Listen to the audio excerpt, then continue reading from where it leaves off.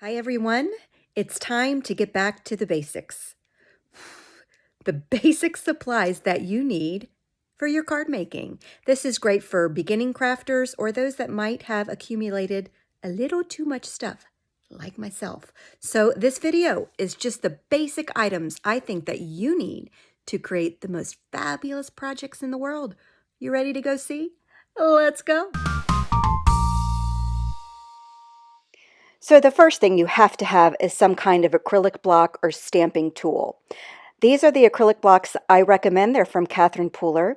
They come in different sizes and shapes. They have bright white grid lines on them, so very easy to see, helpful when you're lining up your sentiments.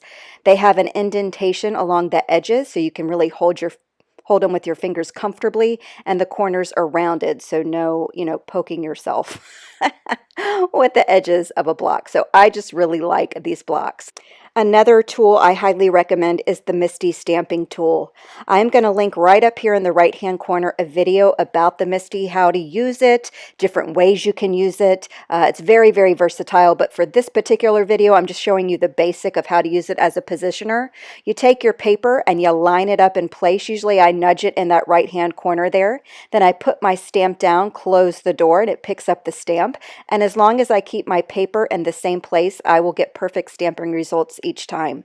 This is also great if you don't particularly ink up your stamp very well. You leave some little open spots, or if you want to go in and add different color inks, like maybe an ombre type situation. These are birch trees, so I thought I would add a little bit of brown to that gray ink there. So you can use it like this to add different colors, like I said, or if you just need to re-stamp an area that you didn't particularly ink up very well. So that's a great way to use it. And again, you just keep the paper in the same spot, the stamp in the same spot, and it works every single time.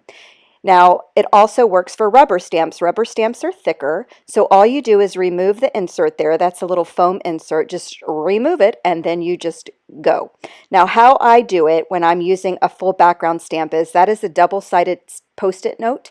I just stick it down on my stamping tool, and then I put the paper in place. The MISTI comes with a magnet, but I can't use the magnet because it will cover up some of the paper that I need to stamp on. So the little sticky note just works great for me. And then I'll just go ahead and ink up my stamp as normal and press down, give it good, firm, even coverage. And even if I mess up because my paper stays in place and my stamp stays in place, no worries. I can restamp it just like this. So these are the two main stamping mechanisms I recommend. And then I store my sticky note on the back of the MISTI, by the way, until it loses its stick.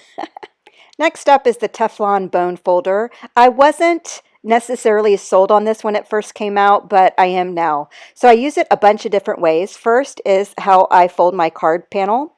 My card base, I just fold it in half, and then I'll use the flat edge of that bone folder to give me a nice good crease there. As you can see, I'm just using that flat edge. And because it's Teflon, it's not going to leave any of the shine behind. I originally had bought a very inexpensive one from a local craft store, and it just left all these little shiny marks all over my card base. So here I'm demonstrating no shiny marks, but I also use it to burnish things down. Glitter, things like that, stickers, just to keep everything in place. Glue. You gotta have some good glue. All right, these are the two glues I use exclusively, nothing else. This is it. I can't recommend them enough. They both go on white and dry clear. Let's first talk about the Bearly Art Glue. This is 4 ounces, so it's a larger bottle, and it has a precision tip. Comes with a little push pin that you just keep in the lid to keep it from clogging. So it releases beautiful precision tips. I just added a bunch of little white dots to the back of this die cut. And it's strong, strong, strong. And also you can kind of, because it has that long tip, you can kind of get up under and add some glue that way. And because it dries clear, you got no worries, right? So I also use the bottle to push things in place. So I just love this, and it comes with a refill that's in the shape of the bear. I mean, hello. So this is the Nuvo Deluxe adhesive. This is smaller. This is 2 ounces. The tip is a little bit wider. Let me show you the 2 tips. So more will come out of the Nuvo adhesive, so I usually use this for my card panels, for the back of card panels. So that's pretty much what I use this glue for larger surfaces at one time. But they're both strong, they both go on white, and they both dry clear. the price points, you can't beat it. And here's my bone folder. That's where I'm actually burnishing everything down in place, like I mentioned before.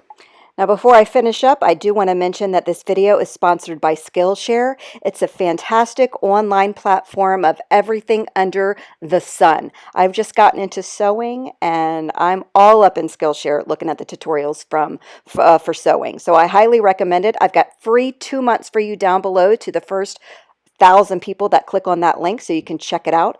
It's under $10 a month if you decide to stick around and it's your jam. I cannot recommend it enough. So be sure to check out the link below so you can see what it's all about for yourself. Scissors. You gotta have a good pair of scissors, right? Strictly for paper. Don't be mixing up your fabric and your kitchen and your just crafting scissors. This is from Tim Holtz and Tonic. It's 9-inch shears, so they're super long. Could be used as a weapon, I suppose, if you need to defend yourself. I get a good cut in 2 passes because they are so long. See, 1, 2, oh, 3, my bad, 3 passes. But anyway, these are really good scissors. And another one I like, and this is really helpful on the hands if you maybe have arthritis or a weak hand or whatever, this actually has a little spring in it.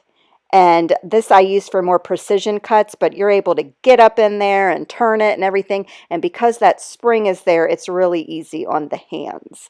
So I definitely recommend this very much. Very cozy on the hands.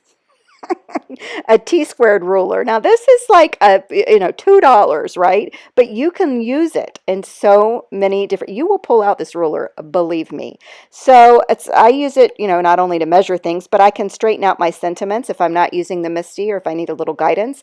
I can use it to make sure my sentiments are good and straight. I am working off of a craft mat that also has grid lines, so that's helpful as well. And then I can stamp it, make sure everything's good. You can also go in with a pen and add like decorative lines or dash lines or whatever, just anything to keep it straight. Now I went a little haywire with this pen because I wanted to show you can make little designs and whatnot, but this turns out pretty ugly, so don't do that. But anyway, a ruler. It's cool. You can also use it with your X-Acto knife if you want to cut something ugly off, like I'm going to do right here. Bye-bye, weird purple lines. So a T-square ruler, couple bucks, if that, maybe 99 cents. I don't even know.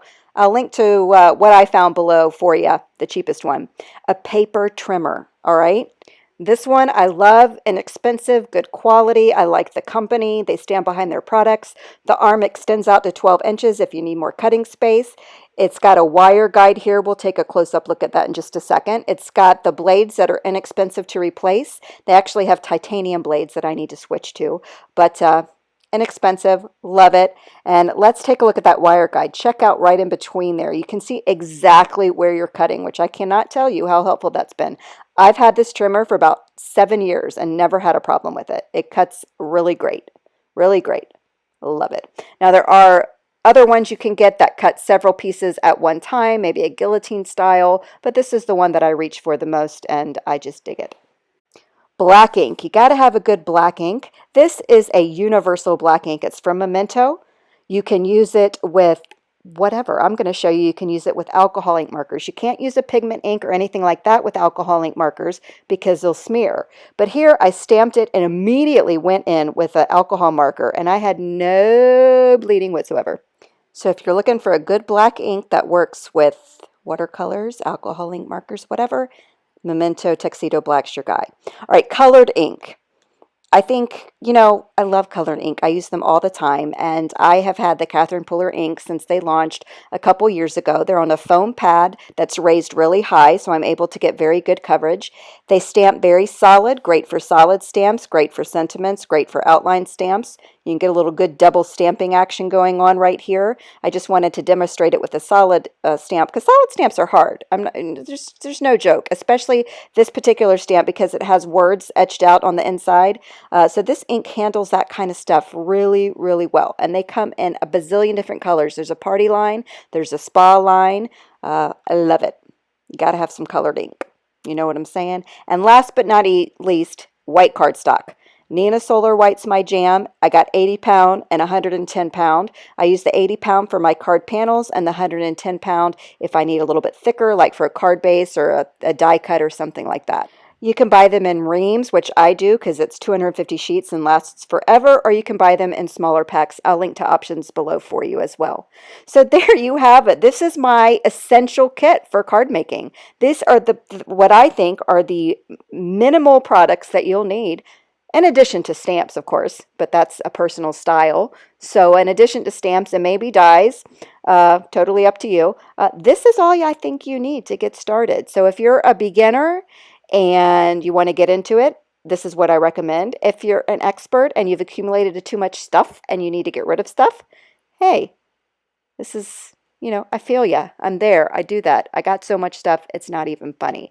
So I hope this video has been helpful for you, and be sure to check out the other videos I have linked here below. I post weekly, so I will see you again next week. Bye.